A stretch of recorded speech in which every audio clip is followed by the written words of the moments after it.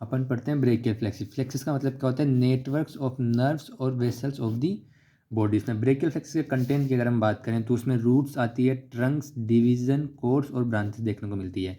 अब उसको सीक्वेंस में याद करना होता है, उसकी एक ट्रिक होती है भाई, Raveena Tandon drinks chilled beer के साथ कर सकते हैं इसको, Raveena Tandon drinks chilled beer. इस ट्रिक से इसके सीक्वेंस को हम याद कर सकते हैं। अब ब्रेकियल फ्लेक्सिस सबसे इंपॉर्टेंट चीज़ रहती है इसका डायग्राम। अब डायग्राम की याद करने के हम रूट्स की बात करें, रूट्स अपने पास C5 टू T1 तक इसकी रूट्स होती है। तो हम रूट्स का डायग्राम बनाए। सबसे पहले हम रूट्स के लिए अपन 5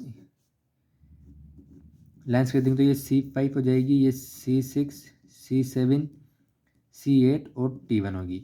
अब ऊपर रूट के बाद क्या आएगा, डिवीज़न। तो डिवीजन्स के लिए अब आएगा हमारे पास रूट्स। रूट्स में आता है ट्रंक। ट्रंक्स के लिए अपन पहली दो लास्ट दो को मिला देंगे, तो ये वाले जो ट्रंक बनेगी ये अपर ट्रंक बनेगी, ये वाली लोअर ट्रंक बनेगी और बीच वाली बनेगी मीडियल ट्रंक बनेगी। अब हर ट्रंक के 2 डिवीज़न कर देंगे। अब डिवीजन में जो ऊपर वाला होगा उसको हम वेंट्रल डिवीजन बोलेंगे, नीचे वाले को डोर्सल बोलेंगे। ऐसे ही सब में वेंट्रल डोर्सल, वेंट्रल डोर्सल। अपने पास आता है लास्ट में आता है कोर्ड। अब कोर्ड कैसे बनता है, जो अपर ट्रंक होती है उसका जो वेंट्रल डिवीजन, मीडियल ट्रंक होती है उसका वेंट्रल डिवीजन को अगर हम मिलाएंगे तो इससे बनती है अपने पास लेटरल कोर्ड। और सारे तीनों ट्रंक्स के जब हम डोर्सल मिला देते हैं तो इससे बनती है अपनी पोस्टीरियर कोर्ड। और जो लोअर ट्रंक होती है उसका जो वेंट्रल डिवीजन होता है उससे अपने पास बनती है मीडियल कोर्ड। ये इसका डायग्राम बहुत इंपॉर्टेंट डायग्राम है, ये हमेशा याद होना चाहिए, ये पूछते हैं एग्जाम में। अब भी अपने पास अपन ने रूट्स पढ़ ली, 3 ट्रंक्स होगी, अपर trunk, lower trunk, medial trunk. 2 division हो गया, ventral division, dorsal, ventral dorsal, ventral dorsal. और 3 कोड होगी, लेटरल कोड होगी, मीडियल कोड होगी और पोस्टीरियर कोड होगी।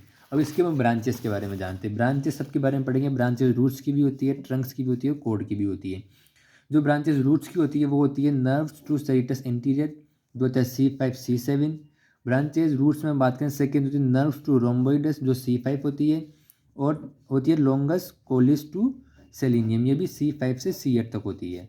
ये होगी ब्रांचेस किसकी, रूट्स के। अपन ट्रंक्स की बात करें, ट्रंक्स की 2 ब्रांचेज होती है, नर्व्स टू सुप्रास्केपुलर और नर्व्स टू सबक्लेवियस, C5 और C6 होती है। अब आती है लास्ट में कोर्ड्स। हमारे पास 3 कोर्ड्स थी, लेटरल कोड, मीडियल कोड और पोस्टीरियर कोड।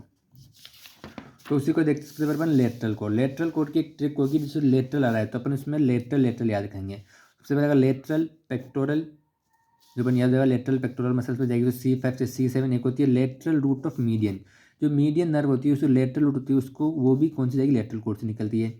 फिर एक आता है मस्कुलोक्यूटेनियस नर्व। ये 3 नर्व किसकी होगी, लेटरल कोड की। क्या होगी, lateral pectoral, musculocutaneous, lateral root of median.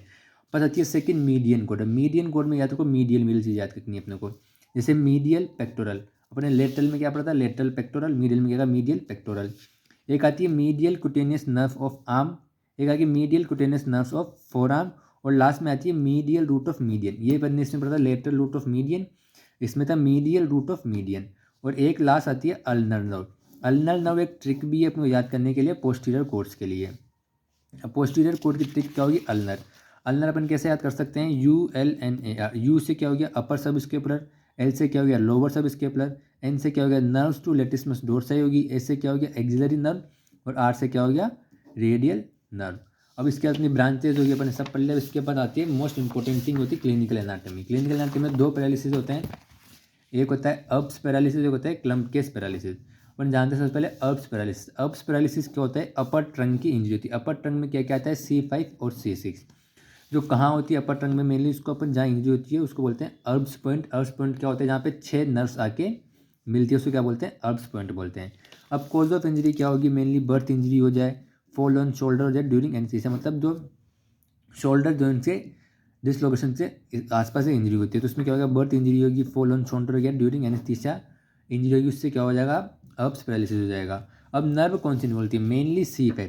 तो अपर ट्रंक इंजरी तो ऊपर कौन सी आती है डायग्राम में, C5, फिर आती है C6।